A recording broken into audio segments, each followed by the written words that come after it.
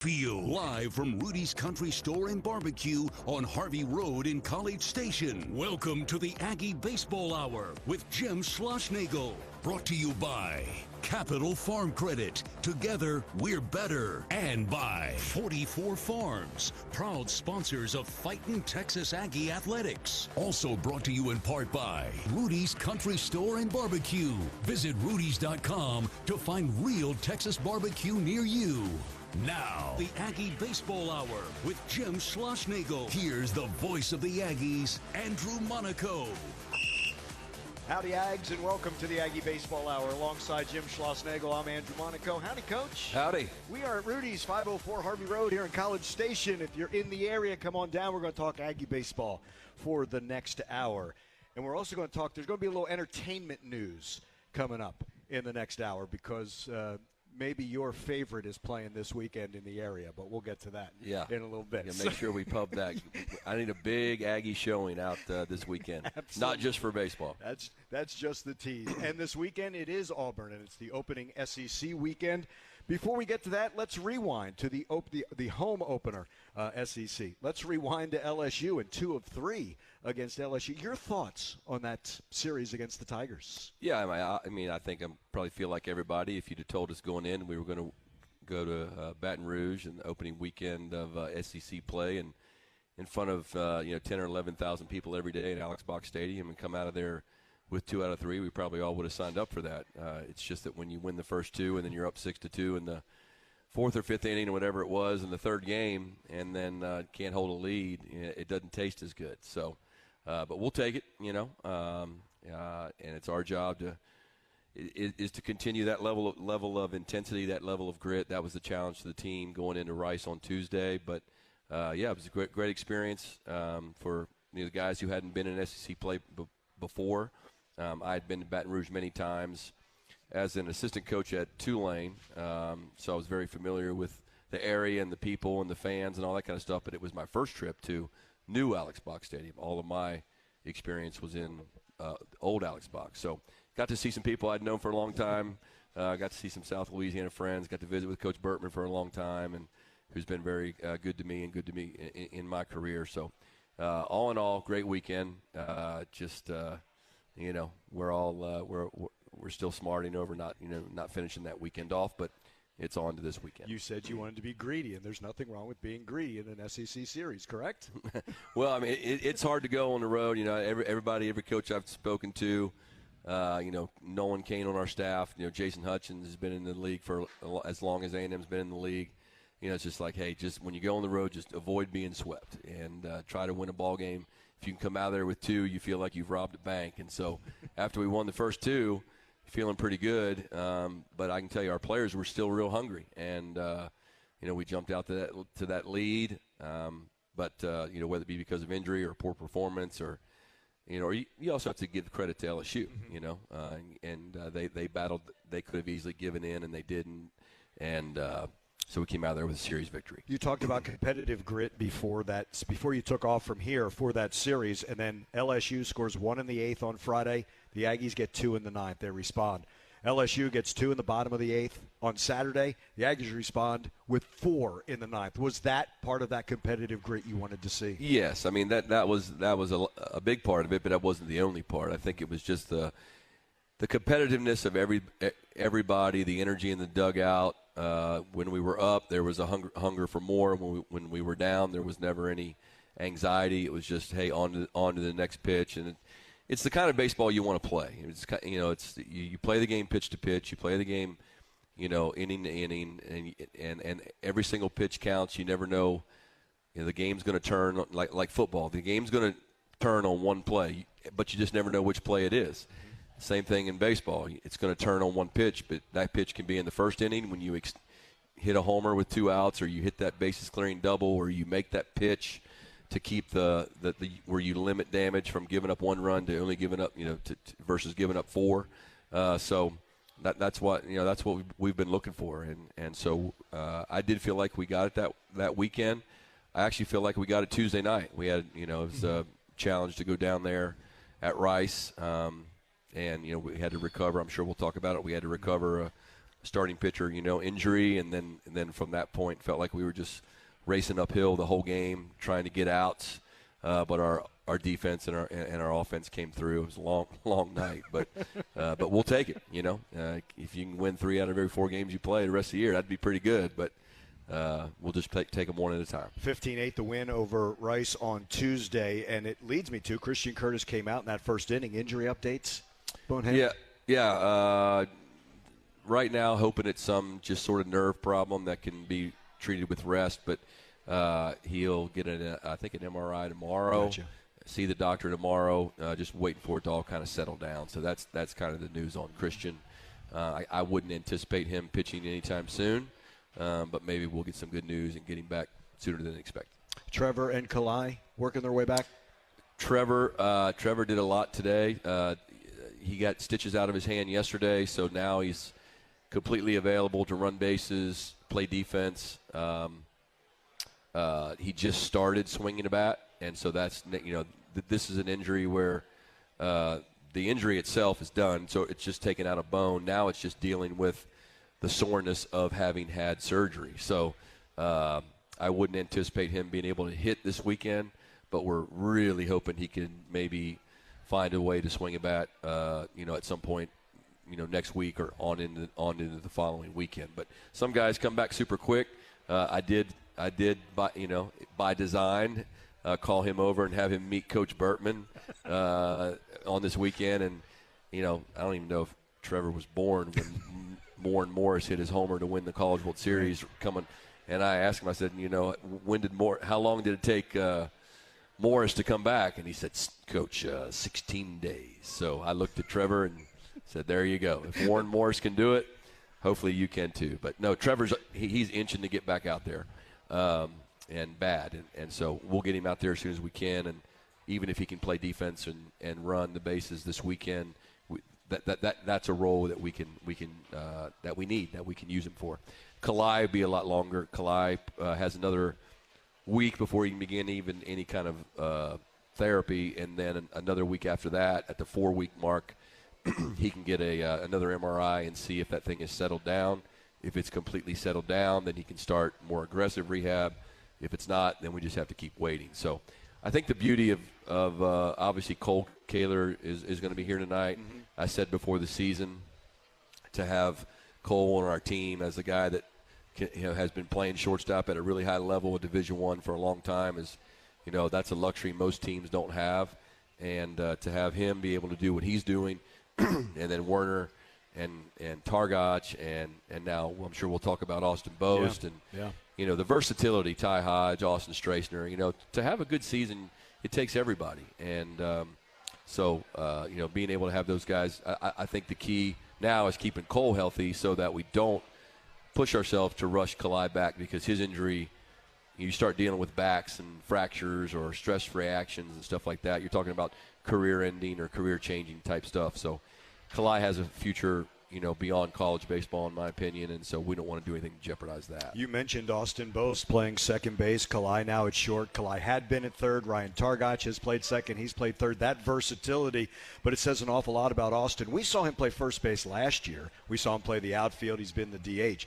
But to have that kind of versatility for all three of those guys says an awful lot about them, doesn't it? Yeah, it says a lot about their grit. It says a lot about their toughness, and I can't take any credit for Boast. I mean, Boast is the one that walked in my office and closed the door and said, Coach, can I talk to you about something? I was like, yeah. He goes, well, I played third base in junior college. I'll figure out a way to play second base.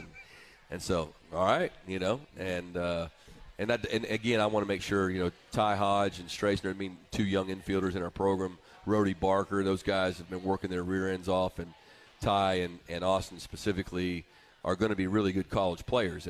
But everybody has a story.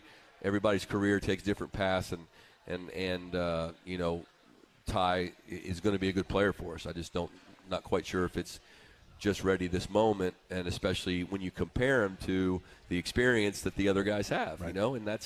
And some people take that as something negative. It's not.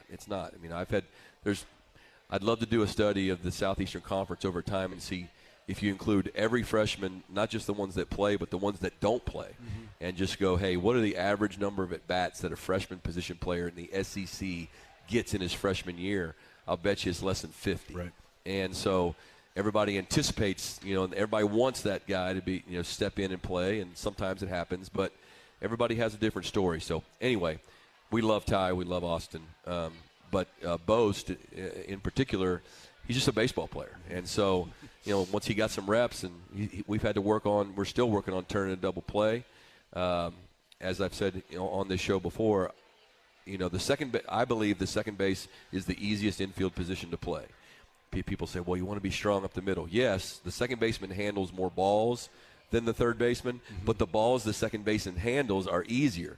I mean, you're just throwing it from here to there, right? Right. So I've had on our World Series teams, different places I've been, I've had a really offensive second baseman and that could just make the routine play and turn a double play. If he makes a routine play and he can't turn a double play, then he can't be a good second baseman. Right.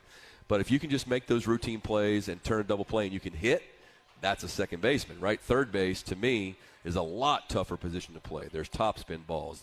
It's a longer throw. You have to play on the run. There's bunt defenses to deal with. You have to do the slow rollers, and it's just balls are coming off in weird spins and topspin. Over 80% of the balls hit to third base are hit with topspin, which means you got to make decisions on whether you come get the ball or whether you step back, and then you have to have enough arm to throw across the field. So third base, to me, in my philosophy, is the best infielder on the team plays shortstop. The second best guy, as long as he has enough arm, plays third base. Second base, you can coach a monkey to play second base, in my opinion. So, now it's awesome when you have a great one, right? Like when Kole, when Kole was healthy and we had Kole playing second base.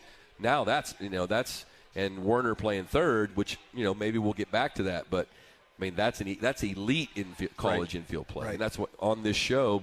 Before we started the season, I told you that's the thing I felt like, knock on wood, that we were going to do best is catch the ball in the infield. And if we'll just throw enough strikes and make the hitter put the ball in play and not give up free bases, then that'll give us a good chance from a defensive standpoint. He's Jim Schlossnagle, head coach of Texas A&M baseball. And as he mentioned, we will hear and visit with Kole Kaler and Ryan Prager later on in the Aggie Baseball Hour. Right now, rep your school in the Level Next Rocket League Spring Showcase. Compete to take home the championship and part of the $125,000 prize pool. Like this opportunity, food's too good to waste. With Hellman's, you can save more and waste less. Registration closes on March 27th. Sign up now at levelnextesports.com. More with Jim Schlossnagle and the Aggie Baseball Hour continues from Rudy's. This is Aggie Baseball from Learfield. This segment of the Aggie Baseball Hour with Jim Schlossnagle is brought to you by our friends at 44 Farms, who invite you to enjoy their premium all-natural Angus beef by visiting 44steaks.com. 44 Farms, proud sponsors of Fightin' Texas Aggie Athletics. Along with Jim Schlossnagle, I'm Andrew Monaco on the Texas A&M Baseball Facebook page. We could just combine words if we want to. You can ask your question. If you have a question for Coach Schloss, we got the box right here. We got the reminder that the sport is baseball for me. That is from Kevin Menchow, our engineer, because he's a wise guy, and I got to put up with him with football as well. Ryan Prager, Kole Kaler will join us a little bit later on. To our entertainment portion, I'm going to get back to baseball. But Jackson's playing this weekend. Yeah, super fired up. My son Jackson has a little band called the Band Nomadic, and he's not bringing his entire band down here, but one member of his band is a student at Texas A&M, and so the two of them will be playing over at the Stella, a little acoustic show Friday night from 9 to 11 p.m., Saturday night from 9 to 11 p.m., so he'll be at our game on Friday for a little bit, then he'll break away, go over there and get set up. And then barring any weather issues after our game on Saturday, hopefully we can get a big crowd over there both nights, but certainly a really big crowd on Saturday. So really encourage everybody to come out. The Stella is a great place. The Campfire Restaurant's awesome, and they have a little back kind of speakeasy type place where they serve food as well called Herschel's, and they always have a little acoustic setup in there. So encourage everybody to come out Friday night from 9 to 11, see Jackson and Grant, and then again on Saturday from 9 to 11 p.m. How much do you appreciate his talent musically? I appreciate it great. I mean, I'm a big fan of music, and certainly a big fan of anybody that has the courage to put themselves out there. He's just gotten into this in the last 2 years. He and my daughter Katie have both been huge music fans, but he just bought a guitar, taught himself to play. Him and one of his buddies helped him a little bit. Started taking during COVID. Started taking some online lessons, and then I got a little voice coach right now. So we'll see. I think he wants to. Worst case, he wants to get into the business side of music. But right now, he's a really good student. Both my kids are great students at TCU, and I'm super proud of both of them. He's played a lot in the Fort Worth area, has he not? He does, yeah. He plays about once every other week up there, some different places, and he's a member of a fraternity. My daughter's in a sorority, so they got the Greek system up there in Horned Frog Land coming out all the time, and he played one time down here over at Rollo Insurance. Opened up a new place, and so I think it was on the Alabama weekend maybe in the fall that he played over there. But this will be the first time he kind of gets in a public venue, so trying to get him his name out and about. So come on out. Hope everybody will come out. That's fantastic. We'll mention again before we get off the air. We talk, whether it's with you, Buzz, Jimbo, about multi-sport players. I'm also of this belief, multi-sports opens up your mind. I think musically as well opens up the mind. Sure. That versatility. Do you agree? Well, I just think anybody, it's important to be well-rounded, right? Just like from an academic standpoint, I always say I've never had an underachieving student be an overachieving player, right? So your habits show up no matter where you are, right? And then I think from an other sport or hobby, which I'm not great at, or music, everybody needs something to get away from the thing that they do the most, right? And I sometimes I have to look in myself in the mirror and do that. But it's just the personalities of players are awesome. I told our team before the season, I may be hard on you, I might yell at you, whatever, but I'm your biggest fan. Their parents probably their biggest fans, but I'm their second biggest fan.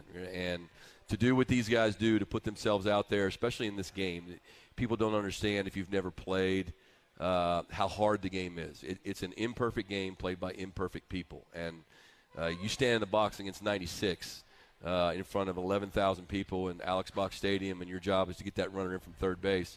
The game looks a whole lot easier from the dugout, right, where I sit.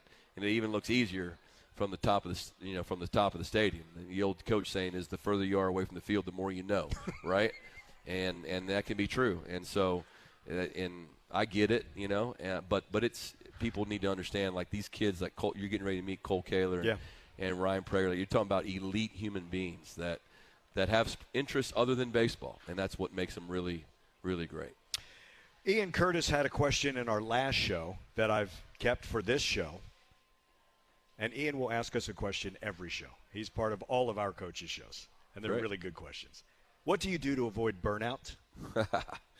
Well, I don't, burnout, that's not a thing for me because I look at my job as an occupation. I look at my job as a lifestyle, not an occupation. Mm-hmm. So I enjoy, going to work. I enjoy going to the office because our coaching staff, Coach Box is here tonight.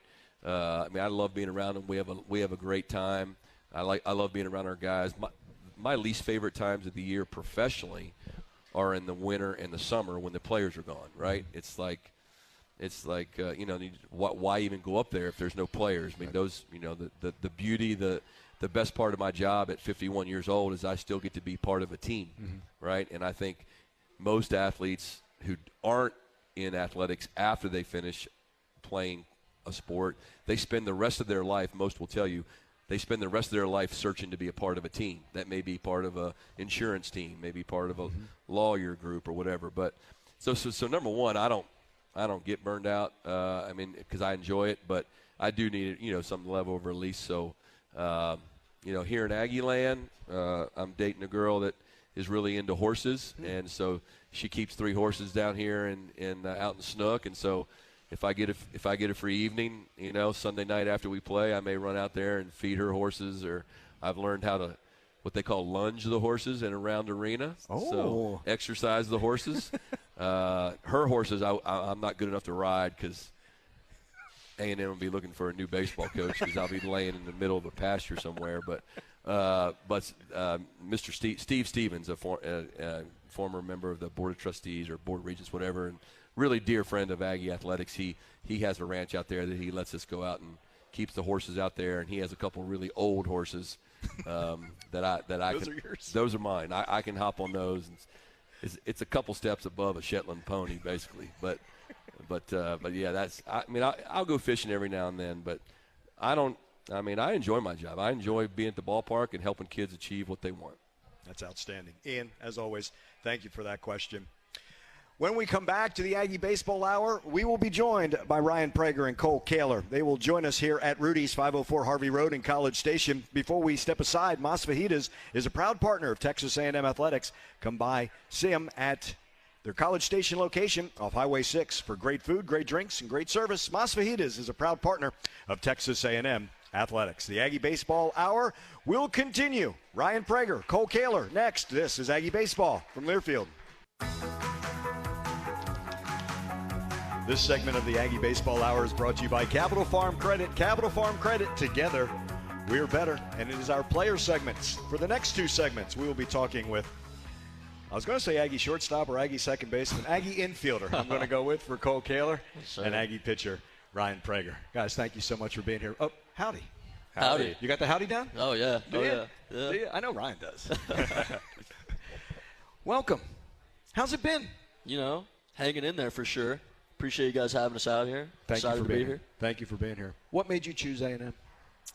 Wow. I think just kind of the first conversation I had with Coach Schlossnagle, it was like, wow, that's a guy that I could see myself playing for. And then came on a visit here, and that kind of solidified it for me. And just continuous conversations with Coach Schloss and Coach Early, and that it was like, this is a conference that I want to play in. Who doesn't want to play in the SEC? And, just the conversations I had with them, it was awesome. And I know from that point, that's where I want to be. Your course from Queen Creek, Arizona to College Station took you a couple of places, didn't it? Yeah, a couple of places. Took the junior college route, probably wasn't ready for Division I baseball right out of high school.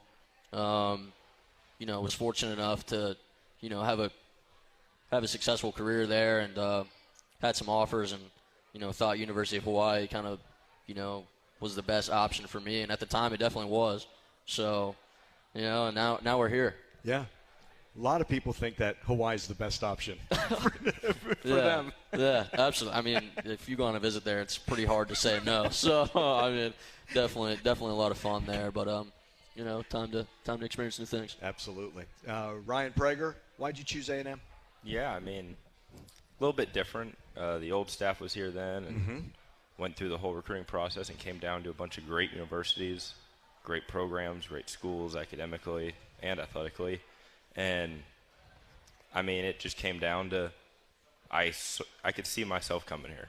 I thought the education outside of baseball, what this degree meant, what the university, just with the label on my name when baseball eventually comes to an end, it was second to none. So, I wanted to play in the SEC. I wanted a great education, something that fit who I was, and eventually it just came down to A&M. I'm going to use a line that Chase Lane has used, wide receiver for football. It's a 40-year decision, correct? That's what you're saying. It's more than just your 4 years while you're here. Absolutely. I had some teachers at my high school that came here, and just the impact that on them, what the ring meant. They say it's a conversation starter, it's a job go-getter, it does everything for them. They're 4 years of school here, but then it's multiplied by infinity. It's a mature decision for a young man. Good for you to listen. What's been the biggest adjustment? Kole, for you coming to a new school, what's been the biggest adjustment? Yeah, I think it's just a different area, and you're trying to find what works and what doesn't work, and I think that's probably the biggest thing for me is it was everything was new, right? And it's just okay, I got to be here at this time, I got to be here at this time. So I think that's probably was the biggest transition for me, but it was nothing that I couldn't handle. Right. Ryan, for you, you're transitioning into being a college student. So how has it been not just playing on this level, pitching on this level? How was it for your first semester academically as well? Yeah, I mean, a lot of it was just time management for me, knowing where to be and when, and being early rather than on time. So athletically, it is what it is. It's the transition, but academically and just being on my own, learning every day how to function without mom and dad in the other room. Granted, they're still a phone call away, but knowing how to function more individually. That phone call is always comforting, right? It's always nice. It's always nice to have that. I have to ask you, because Coach brought it up. You have played almost every position on this infield. That's been an adjustment, hasn't it? You're at second, and your double play partner is Kole Harrison. Now all of a sudden, you're at third. Different throw. Yeah. Now you're at short, which I know you have played, but another double play partner for you. How has that been for you? Yeah, it's been exciting. It's been a lot of fun for sure. I mean, kind of knew coming in, just how the fall worked out. I was probably going to play second base the opening day and, with the possibility of playing the other two spots. So it was just, getting those reps at other spots. And third base is really different from the middle of the infield. Just the types of hops you get are way different. And I mean, Coach Sloss said it earlier, you get top spin balls, you get, just a bunch of balls that are way different. So, I mean, that's probably the toughest position for me to play. And then, going back to shortstop, it's, kind of like riding a bike. It's, done it the past 3 years. So, it's a lot of fun. It's been fun, though. Is it comforting to go back to short for you? Is that the right word? Yeah, I mean, I guess it's the right word. I think, I definitely embrace the fact that, I can be put in those other spots as well. But, there definitely is some comfort over at shortstop. Lead off. How do you like leading off? Yeah, I love it. I mean, definitely, enjoy that and, trying to set the tone for the rest of the game. That's definitely, the plan. And, I mean, doesn't really work all the time, but, it's just going up there. It's a mindset, hey, I'm going to set the tone for the rest of these guys right here. The one thing that I've noticed from you this season, you do not give at-bats away. Yeah, I mean, we talk about that a lot. It's, that competitive grit. It's, just playing one pitch at a time. And, you get to 2 strikes, it's battle. So, I mean, yeah, definitely take pride in that. Definitely would like to be hitting, better than I am already. But, it is what it is.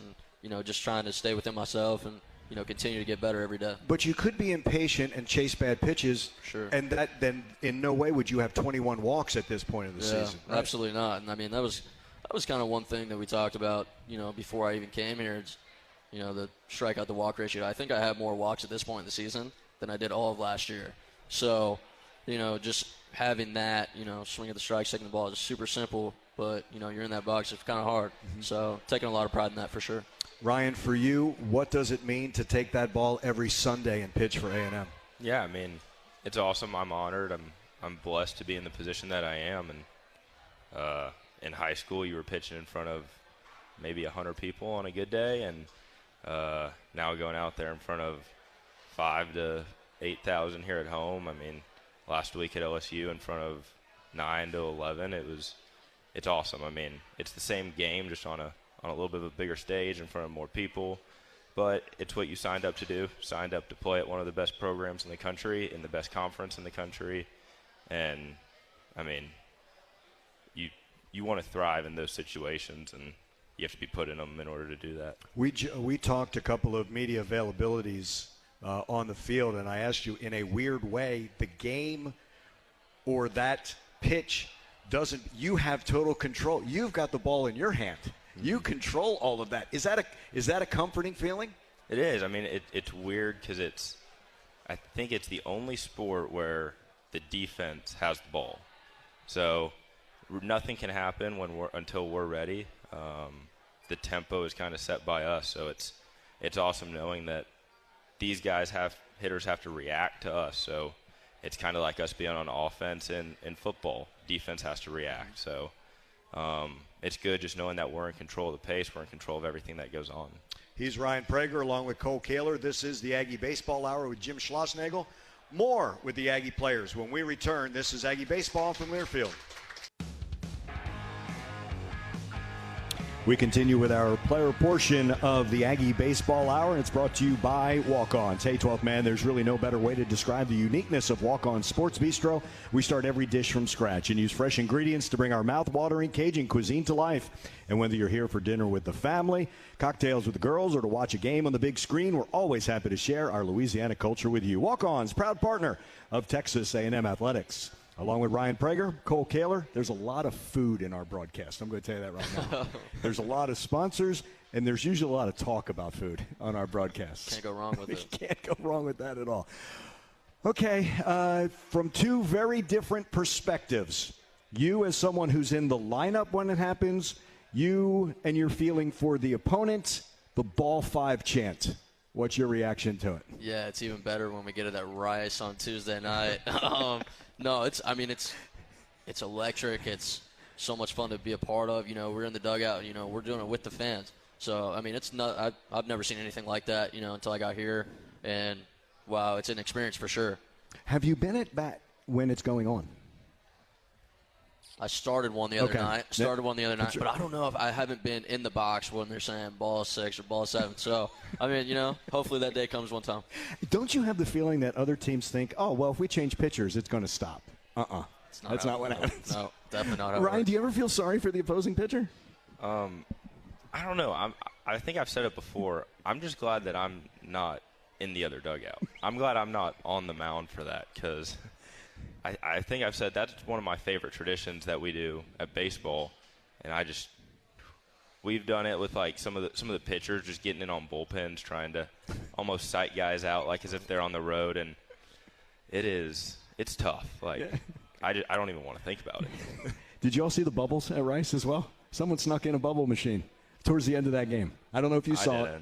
Yeah, it was not far. It was by the dugout, and I'm like, yeah, that's the beauty of playing either in Houston or the Frisco Classic. Did you have family at Frisco Classic? I did. I had a lot of family and friends, people that I grew up with, high school coaches, summer ball coaches.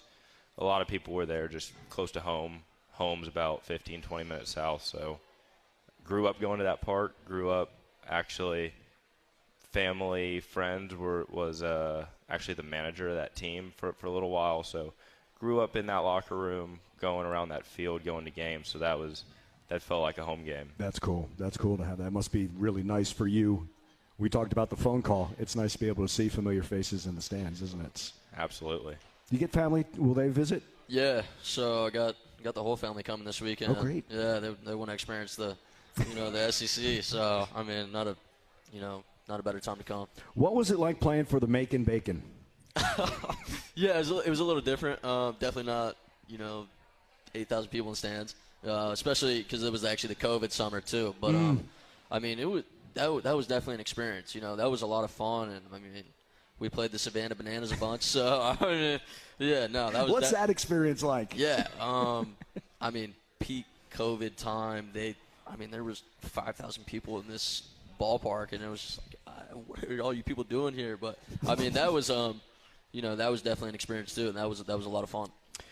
Was that as odd an experience still playing? Well, heck, you went through the shutdown. Yeah. Right? Yeah. That was hard, right? Because it was taken, something you love was taken away from you. Yeah, that was weird. It was I was at Hawaii at that time. We played Oregon that weekend and took 3 or 4, and we were kind of rolling, and then it's, hey, you guys can go home. We're done. We're done. It's just like, all right, what are you guys talking about? Right.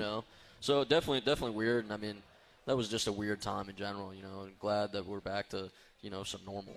Did it allow both of you to appreciate the game a little bit more? Absolutely.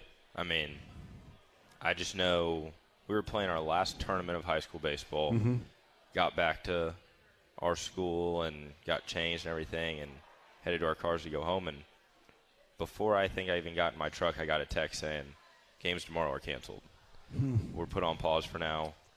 Went to school the next day, went home for spring break, and by, I think, Monday we were told we're done for at least 2 months. Right. And it was just like, wow. And then everything steamrolled to cancel, and it was just got cabin fever very quick. The golf game got really good at that point. But it was tough. I mean, it was some long days. I think once the fall came back around or the summer and things started to creep back open with baseball, everybody was definitely eager to start playing again. When did you sign, and how did you feel when you signed your first autograph for someone? I did it, I can't remember, maybe the end of my senior year of high school, and it was kind of like, you want my autograph? Like, I'm just out here playing baseball, and you want mine? So it was definitely different, because typically I was the one asking minor leaguers, big leaguers for theirs, and then somebody asking for mine. So it was different. Kind of made the adjustment now since being here. Signed a couple more. But I like it. I mean, it's cool. I mean, if kids want it, I'm more than happy to give it. Cole? See, Prager's big time signing autographs as senior year of high school. I know, I definitely didn't do that. I think for me, I think mine was my freshman year, end of my freshman year, summer ball, going into my sophomore year, and got a chance to play in the All-Star game that summer, and I signed a couple autographs at the All-Star game, so that was my first time. That's cool. Give me an idea of the Troy Claunch effect. With you as a teammate and with you as your catcher. Yeah, I mean, I think the cool thing about having Troy is that he used to be with Coach Yeski, and it's almost like having two Coach Yeskis. You have Coach Yeski in the dugout, and then you have Coach Yeski behind the plate who's able to talk with you even when Coach Yeski can't. So just the amount of knowledge that Troy has on the baseball side, but also just in life. He's a great mentor, great leader on our team, and he's been an even better friend to all of us. Yeah. I mean, he's a 12th man for a reason. He's a captain. It's pretty special for someone to come into here and wear that 12. Exactly. I mean, he's the captain for a reason. So definitely a guy that, we all look up to. And, I mean, kind of how Prager said, an even better person than baseball player. So, and I think that's kind of what I appreciate the most is just the fact that, he's such a genuine guy. And, I mean, just a really great guy. How much did this team have its chemistry in the fall, and what kind of effect does that have over the course of a season? Yeah, I mean, definitely developed chemistry in the fall. I think that can get challenged a little bit in the spring, especially, if it really isn't going your way. So, and then that's when, you find out a little bit more about yourself, a little bit more about the team. And, I mean, I think we found out, a lot about what kind of chemistry we have last weekend. Going to a hostile environment like LSU, we take 2 or 3. Really should have swept, and then we come back on Tuesday and we have, we take that same attitude, So I think, the chemistry is, only going to improve as the season goes on. See, I kind of dig that attitude. Like, we should have swept. Like, that's even like a chip on the shoulder. Like, yeah, we should have swept. So it means, to me, it almost feels like someone's going to pay down the line because of that. But you love that attitude, right? Instead of us, well, we took the first 2, we're good. The natural reaction is, okay, we're good. This team is, no, we want 3. That just brings special things on, doesn't it? Take I mean, I think we're never satisfied. I think we hold ourselves to a high standard, and that's why we take 2 out of 3, and then we get back and we say, well, we hold ourselves to this, so we were this close. We were this close from taking all 3, and we learn from it, and we work on it, and we get better at it, so that now down the road that we put ourselves in the best chance to be successful. Has Ryan Targache's home run on Friday landed yet?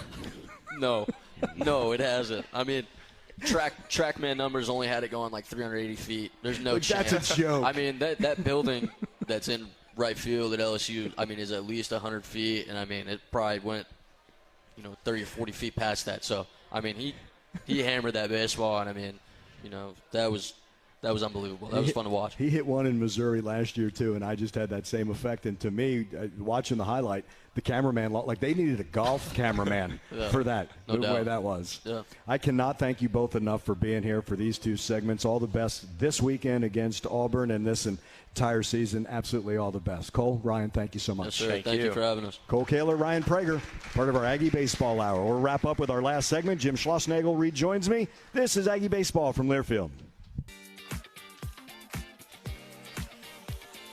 Back here at Rudy's for our final segment of the Aggie Baseball Hour for tonight. We are back with you in just under 2 weeks.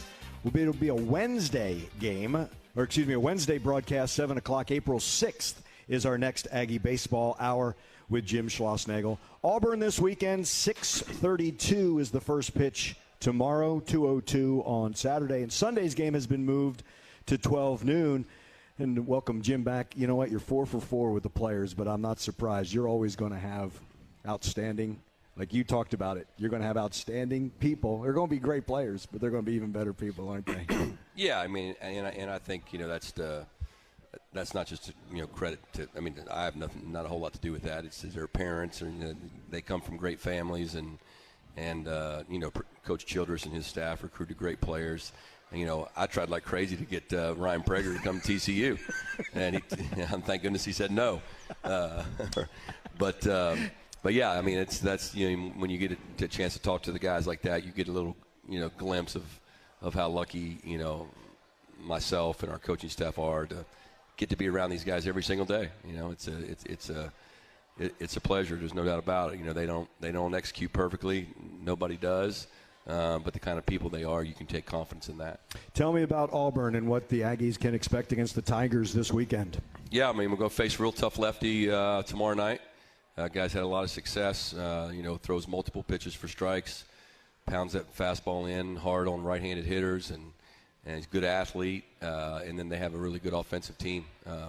Guys that can run. They have a transfer from Samford that's kind of in that mode of if you remember Steve Bye-Bye Balboni. Yeah. Remember that guy, right? This guy, this guy is he's a pretty big dude. I'll just say that. 45 and just. I mean, he's. I tell you what, he could come to Rudy's and do some big time damage.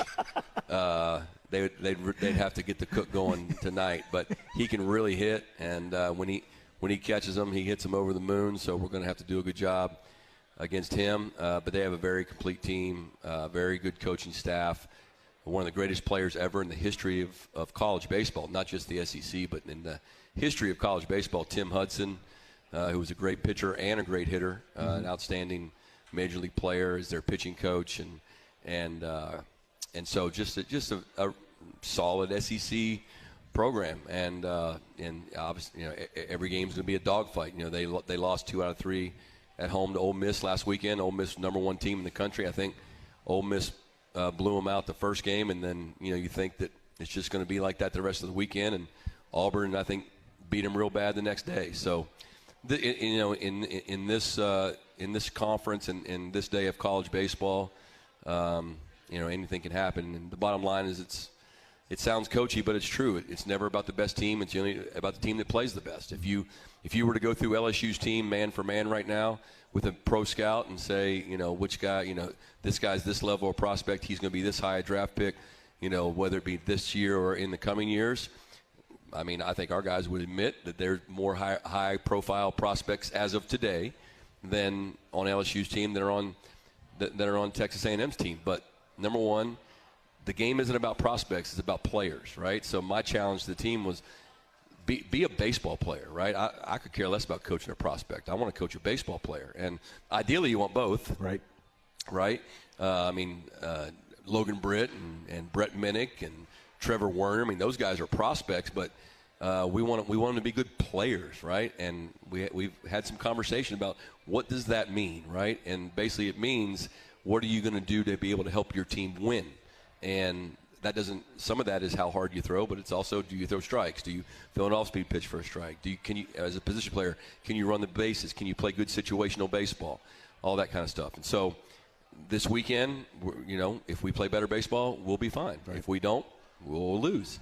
And that's the way it's going to be. That's every game, but especially in this conference. You got the good starting pitching once again, and you really started to hit the ball. I think I saw the average has been raised after these last 4 games, 260 to 280. Really nice to see that come along. Yeah, and I felt like, 2 things. One, I knew we were a better offensive club than we were showing. And also, when you can lengthen your lineup by having Boast in the same lineup when you have Boast, Rock, Britt, Minnick, Smith, Targach, all in that same lineup. A lot of those guys are corner of the field players. when Bose can move to the middle of the field, and now Smith can DH, a guy that can impact a game with one swing, and now, and you don't give, the best thing that can be said about our offense is that Austin Bose played a good second base. Right? Because if he doesn't play a good second base, then he's not going to be in there. And now we're, not as lengthy offensively as of today. So if Trevor Warner gets back, look out. We might be able to do some other things. So that's a good thing. Our starting pitching was solid, but it has to be better. It has to pitch deeper in games, especially, our bullpen. It's not a secret that we haven't closed games out well. We have some guys that are banged up down there. We're going to have, I thought one of the highlights of Tuesday night was Xavier Lovett coming in and throwing strikes, through 2 breaking balls for strikes, through 3 changeups for strikes. He actually pitched. So I'm going to have to go to him, and there's no AAA. You can't call Brenham and call up another player. So we have to coach the guys up we have, and we have to keep the ones that are pitching for us healthy. But guys like Prager, Dallas, and Detmer got to get us at least to the 6th inning so we can manage the game the rest of the way. Absolute pleasure. Another great edition of the Aggie Baseball Hour. Thank you, Jim Schlossnagle. You bet. We'll see you in a couple weeks, and we'll see you this weekend Gig 'em. at Bluebell. Thanks, and gig 'em. Beat the hell out of Auburn.